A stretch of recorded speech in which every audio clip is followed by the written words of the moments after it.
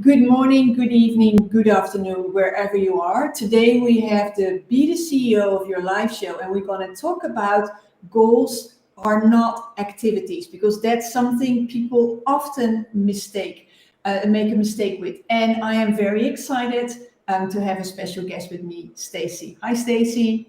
Hi, Yvonne. It's great to be in your studio. I love it. So, the Be the CEO of Your Life show is a special show for entrepreneurs who have little time but are craving more success and to bring their business to the next level. Now, we all know the shiny object syndrome that takes us away from what we were focusing on and gets us to the next, to the next. That's why in this show you find the true experts that will share with you their secret so you actually can save time and learn from them without actually hopping onto a new project. And today I am truly very excited in the first episode of the new year to have Stacey here with me. Stacey, would you love to introduce yourself to people that are listening? I'm happy to do so. I've been doing what I've been doing for many years. My degree many years ago is in marketing, advertising, radio and television production and public relations. And throughout my career, I've been teaching people how to build relationships and make sales in a way that is satisfying and supportive to both. And these days, I would say that I focus on actually turning business owners into wisdompreneurs. So speaking to CEOs who tend to hide behind and let other people speak, you're the ones that have a lot of wisdom. And we want to hear your voice and your experience. And you can do far more for your company if you come out from behind the desk and start sharing what knowledge and wisdom you have. So that's where I put my focus. And then recently, my fifth book, Selling from Your Comfort Zone, was published by Barrett Kohler Publishers. And that's the part what we're going to talk about today is activities not being goals, because that gets all confused and gets people into a state of overwhelm. I love that. I love that. And the people that know me know that I am really, all in favor of working less and living more. So when Stacey and I met and we were talking about this, we had this instant connection. And I said, you need to be here and talk, about this concept, activities, not goals. So tell us more, Stacey. What do you mean by that? Well, activities are things we do towards goals. And some folks probably right now just went, oh, duh. Well, hold on, folks, because I'm going to tell you that may seem so simple, but put into practice, people trip over themselves all the time. I've seen this for years. An activity can't even be thought about until a goal, a very specific type of goal, is created. And a goal will not turn into a goal from a wish, a desire, or dream. That's how they start. Wishes, desires, dreams. They become goals under certain circumstances. And they can't do that unless we know what priority order the goals are in. And so that's why I say most people go to activities first, thinking that they're doing something productive. And in most cases, they're spinning their wheels, wasting time, making themselves tired, getting overwhelmed, and getting nowhere because they didn't get to those activities in the right order. Yes, yeah, it's all about priorities and about focus. And I, I recognize this so much. Many of my clients tell me, "Oh, I've been working so long, but by the end of the day, I still feel I haven't done a thing." And that's because they've been working on the wrong things. Right. So I love this. Tell me, Stacey, what would you recommend that people do instead? Okay, well, let's begin at the beginning, which is what the most people begin at the end. And we say, you can envision the end, but we don't want to start working at the end. That's the distinction. Because when you work at the end without seeing the vision at the end, whatever activities you're doing them just to do the activity, not to do the activity so that something happens. So I'm going to be more specific. Having this conversation with a group of clients the other day. Somebody says to me they were working on putting their course together. And I said, great. And what is the reason? What is the reason you're working on a course? So I can sell it. Okay, good. What are you going to sell it for? I don't know. How are you going to sell it? I don't know. Oh, Do you have an audience that's ready to buy it? Not yet.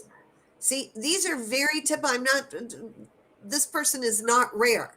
This yeah, is for most entrepreneurs, not in large organizations. A large organization would never create a program or a product without having all these questions answered.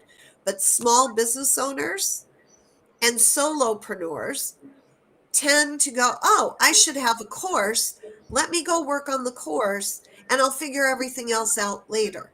yeah, And so they're missing the what is the end result? How much money do you want to generate from that course? In order to generate that, what are you going to sell it for? And how many people are going to have to buy it in order for you to make that money?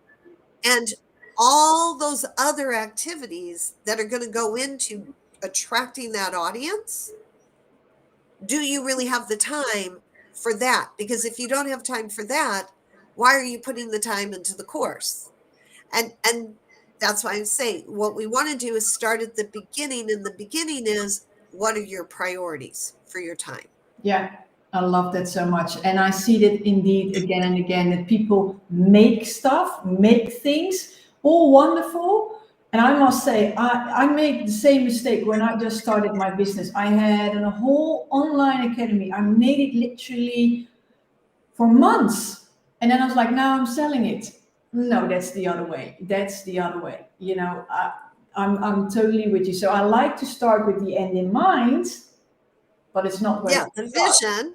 Yeah. But let's make sure we get all the way to the end of the vision. Yes. How, if we're in business, it's always about money. It is. That's the difference between nonprofit and business or a hobby.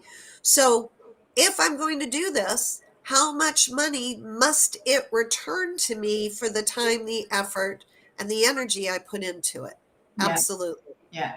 And I also love that you're asking, how am I going to sell it? Because that's your expertise, right? Can you show us the book and tell us a bit more about how you envision that? Because this is your thing. Yeah.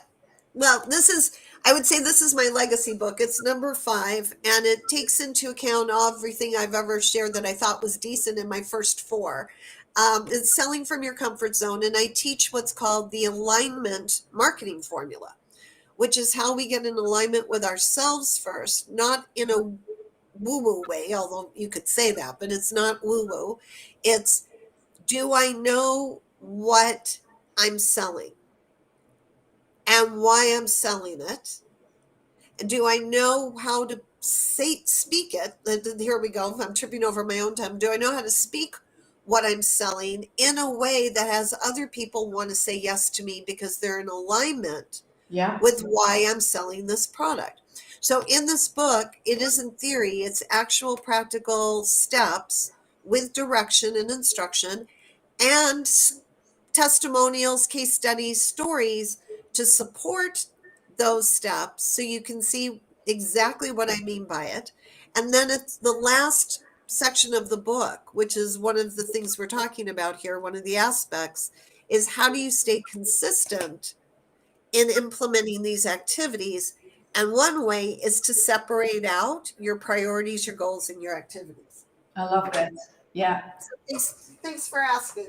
Well, we'll I just think put this off to the side. I was going to say the book wants to stay on. It wants to stay right by me. Yeah. Okay, so there we go. No, but I love it, and I love that it's very practical because that's often what we need. And what I have many clients struggling with, and I have a vision on that, but I want to see your vision. Many clients sell things, right, because they have something amazing to offer. But when I really dive into it, they're not in love with the project yet. That's right. They're not 3,000% in love so that they actually want to scream everywhere. This is what you need to get. And talking about alignment, then there for sure is something off. So tell me how you see that. Well, I agree with you. And what they're doing is a should on themselves. So when I'm working with a client and I don't see the joy on their face when they're talking about the project, I use this metaphor. Think about your favorite recording artist, singer. So, Yvonne, who's your favorite or one of your favorites? I love Al Green.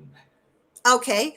What's a song that you know is associated with Al Green? Like everybody knows that's an Al Green song.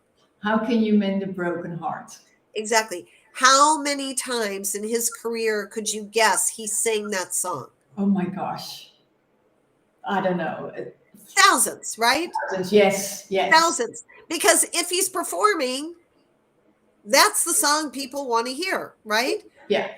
So this is true for every singer. Every singer, when they create a song and they put it out, the first thing is their vision is that it's going to be a best-selling song. Well, Yeah. if it becomes a best-selling song, that means they're tied to that song. They're going to be singing it wherever anybody sees them because they're going to say, "Could you sing that for me?" And every single time, they can't just like phone it in, right? They're like, "Okay, I'll sing the song." They have to like do it as if it's the first time they've ever sung the song. Business owners do not act like that. When they come to you, it's like, I should put this. Okay, but are you going to want to do it over and over and over again? Do you want to be associated with that for years to come? Well, I don't know. Then don't do the program until you're absolutely sure that you're in love with it. That's what I said. Every book that I did up to this was the one I wanted in that moment. This is the combination. I don't know if there'll be another one, but I will talk about this book every day, all day, anytime anybody wants me to talk about it, because I love what's in it and I love teaching what's in it. That's what I want for business owners, is stop shooting on yourself because other people tell you what to do, and put out into the world what you feel called and is your purpose to do. Yeah. Yeah. And I think if you really do that, you also feel worthy, because that's another aspect that many struggle with. It's like, I've got this amazing product, I've got this amazing service that I offer, I see it, but then start the gremlin attack. And people go like, I'm not entirely sure whether I can do it, even if it's their life work, right? Yes, And yes. there's this disconnect that I go like, it's, I can see it, but it's you that needs to feel it. That's right. You know, That's exactly, I mean, you said it so beautifully. And when we're doing something we feel called to do, that's why from your comfort zone, the comfort zone is not a lazy place. It's where our values are, our skills are, our strengths are, our gifts are, the things we know, that forms our comfort zone. Why would I ever want to get out of it to do someone else's comfort zone? yeah, All I want to do is keep doing more of this. And as I do more of this, I keep expanding and expanding and expanding and growing and making more money. And I feel, as you said, more worthy, more confident, more capable, right? yeah. Yeah. Yeah, and what I also love, and that's something maybe to touch on as well, in my experience, at a certain point, it becomes automatic. You love to do it, you love to work with clients, you love to talk about it, but you get so good at it that there's another gremlin attack that tells you it's so easy. Why should you charge money for that? I 100% agree. I'm loving that you're bringing these gremlins to the surface, because this is why I say I turn business owners into wisdompreneurs so they monetize what comes out of their mouth, because that's where the true value is. Your wisdom, what you can talk about so easily, is exactly how we're supposed to be earning our livelihood. It was what was given to us, I just say, innately, Yeah, or the combination of factors, if you don't want to go in that direction, that makes us unique. That's the unique part. In marketing, we talk about the unique selling point, right? Yeah. Well, our unique selling point is what comes out of our mouths. That is the product of all of our experience. And you're absolutely right. That is usually what people just give away. Yeah, I love that. Yeah, and it's fascinating that this show, I started it because, like I said, there's the shiny object syndrome. So people always go, oh, there's something else, there's something else, and it doesn't just happen with business strategies or marketing differentiators. It happens a lot, and it even happens in our own businesses.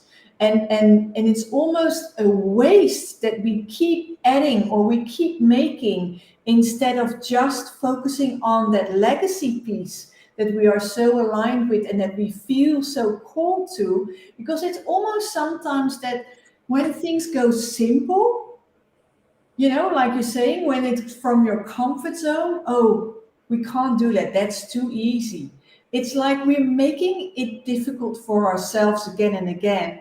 And this is really an invitation to really go with the flow. Yes, and in the book and on my and if you go to my website, I know you're going to share my website. I have a free course called The 8 Steps to a Sale, which is under courses, and it's the first one. You just click on it, you get it for free, where I teach you the 8 steps to stay within your comfort zone and how do you align with yourself and then with your audience. How do you meet your audience? What do you say to your audience so they say yes back to you? Absolutely. I love that. I love that. So the book is called Selling from Your Comfort If Zone. I may, I'll just Yes, own it. Yeah, please. it's Kindle, Audible, paperback around the world. It was published by Barrett Kohler Publishers. That's great. So people can go there and they can go to your website to even take the course on, getting that yes. Yes. Now, I love to know from you, Stacey, because we talked already about how you can save time, right? Because saving time is really, we talked about activities, priorities, making sure you start at the beginning, not at the end. How do you feel that you are the CEO of your life?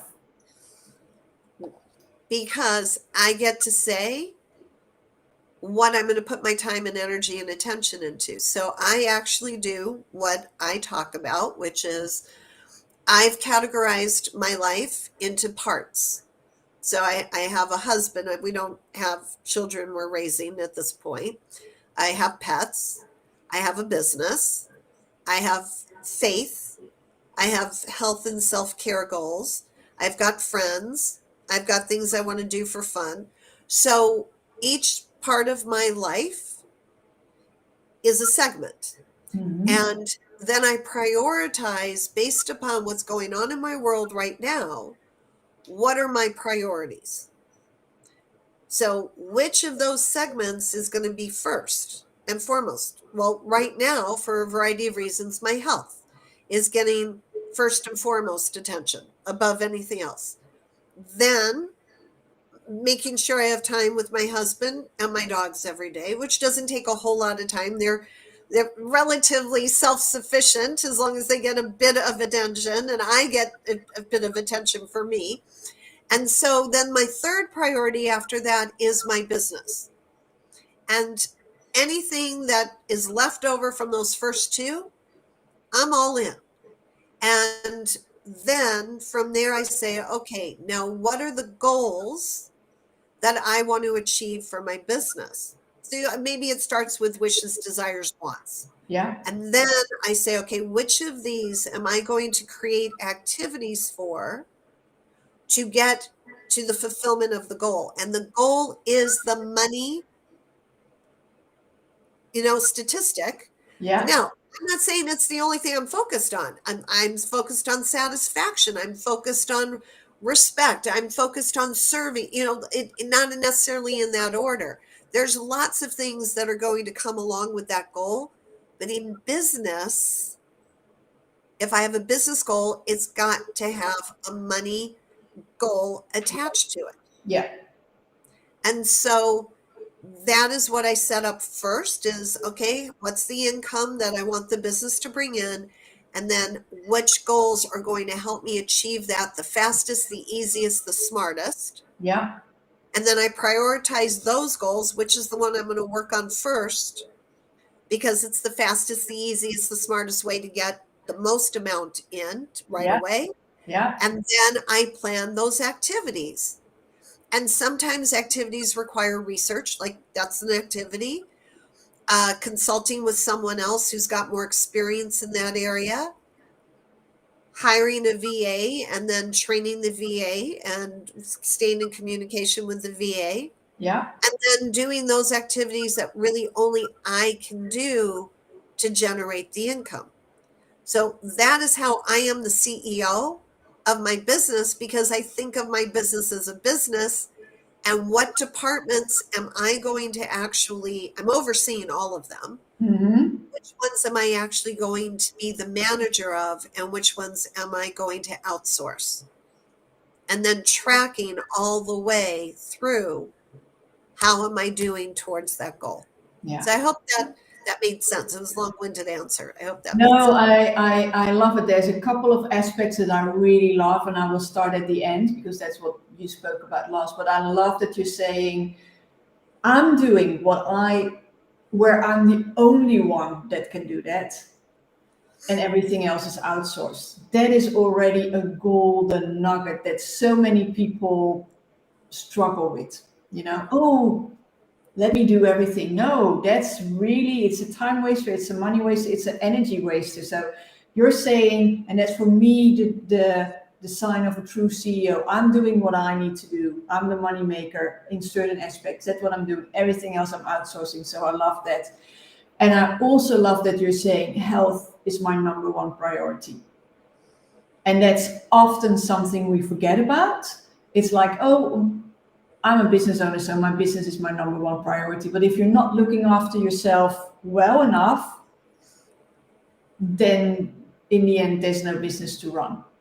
And I am the poster child for doing it wrong, and that's why I'm shifting. And I don't care whether anybody looks at me, whether if I'm doing it right. I know I'm doing it for me right.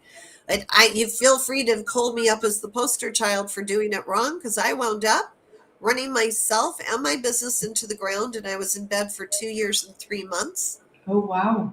Yeah, completely non-productive, other than doing my best to get myself well again. Yeah. Well, that's a good one that you're sharing that. I had that experience in the corporate world, but that's why I do what I do right now because you know, but you've had the same. Once you've been there, never again, No, right? and I did better when I was in the corporate world. Everybody says, I worked a lot. I Uh-huh. was making good money, and Yeah. I was able to treat myself many times, and I got vacation days and I took them. And when I went to work for myself, all that went, the whole thing of working for yourself and the freedom and then this, I got so caught up in my business. I just worked and worked and worked and gave up breakfast, lunches, dinners, time with my husband, time with the dogs, time with myself, to the point where, and I had signals, and so I'd stop for a little bit. People say you need to slow. Okay, I'd slow down, 48 hours. I'd be right back at it again. My adrenal glands gave out, and when they give out, they don't always come back. Yeah. It's hard to regenerate the energy. So please do not do what I did, and Can that's why I? I do give better tips in my book. That's why I'm saying this is the thing that I've learned over the course of the years. I can stand by and go, okay, I'm doing all of that and it's working. I love that. So I normally I would end the show because we're coming to the end. But I want to ask you something about that because I know this is what people struggle with so much. It's Okay. like I start my own business for freedom, and I end up working nonstop. Yep. I have a vision on that, but I want to know from you because a lot of people say, and it's part of our culture, right? It's part of what people say. Oh, as a business owner, you always work. You have to. You have to say yes to everything, right? That's part of the culture.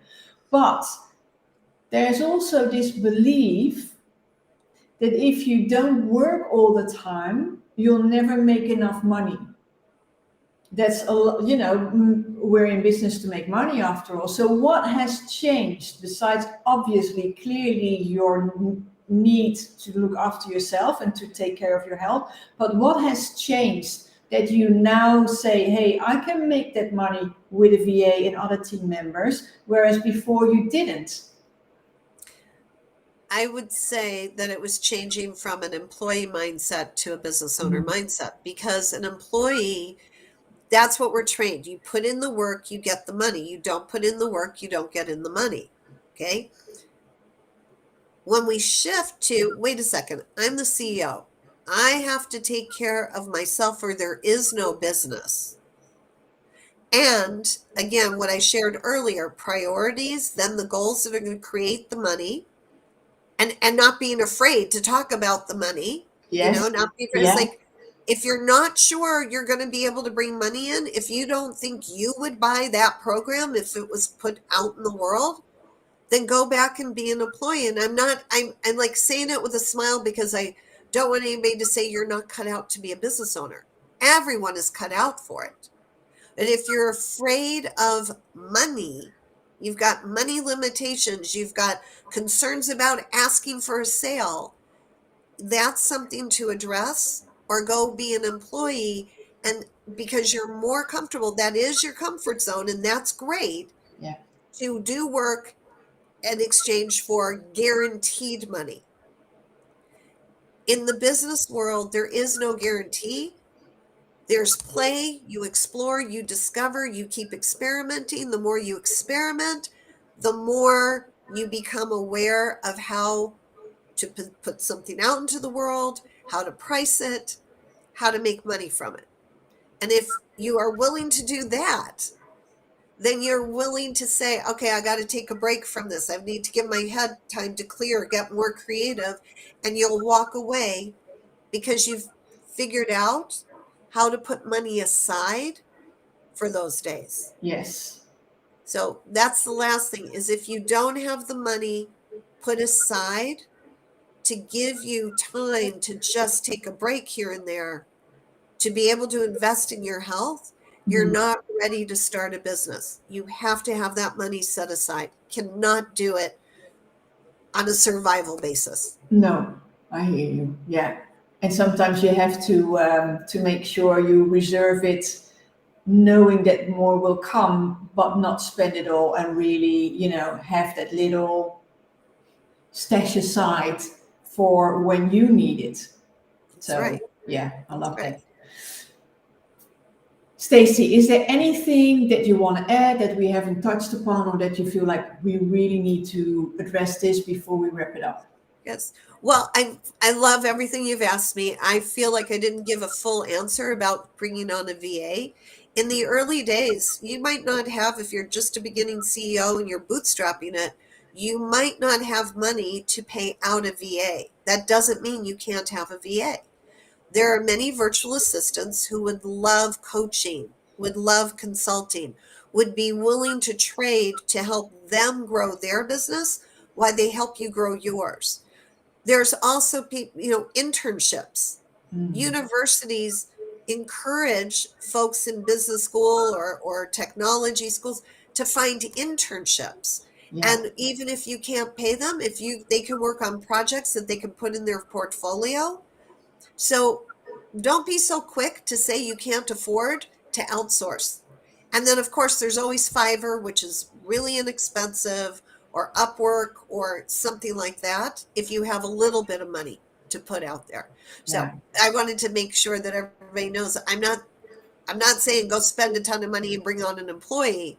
And I am saying open up the possibility that you have something to trade, that you can get virtual assistant support. I love that. Great. So there's always a way, basically, and it's all about making sure that, again, you have that end vision, but you start with the priorities, and you should always be a priority. I love that. Okay, well, Stacey, thank you so much for being on the show today with us. Yvonne, I've had just so much fun. I really enjoy talking with you, and thanks to all the viewers who are watching in. And please do comment when you see this. Add a comment, and Yvonne and I will respond, of course. I love that. So thank you all for watching, and I will see you in 2 weeks, same time, same place.